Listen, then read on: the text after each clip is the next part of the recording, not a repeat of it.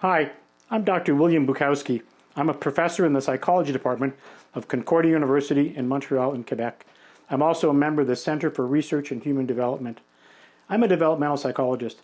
I'm interested in knowing about the factors that promote healthy development and also the factors that make life more difficult for young people.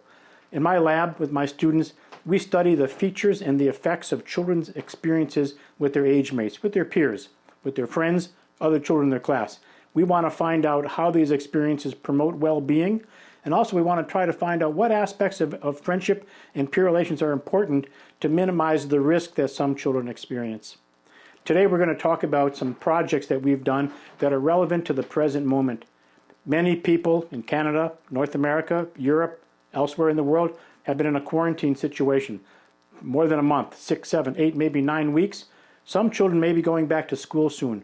We want to talk about how some of our findings are important for understanding what it's like for young people right now, and also maybe a little bit about what it's going to be like for children to go back to school. There are going to be 3 presentations. Bianca Panarello is going to talk about anxiety and well-being. Ryan Persram is going to talk about relationships in the family and with peers and the association of well-being. I'm going to talk about some of our studies that have to do with transitions, what it means to go from one situation, one school situation, to another, something that some children may be experiencing soon. I'm also going to talk about how a couple of aspects of the self-concept are particularly important right now. So we're going to talk about our projects.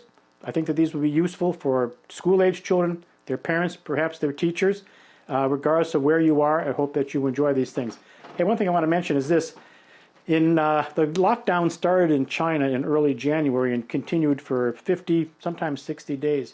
By the end of that period, after children had been home all the time, their parents were getting a little bit antsy. In fact, they started calling their children by a particular name. I won't try to pronounce the word in China, but the translation is mystical beasts. And that's why I put this antique mask up here that I once acquired when I was in China. I hope that the mystical beasts in various communities around North America will be back in their usual habitats, that is their schools, pretty soon. We hope our findings have some relevance to people. Thank you very much.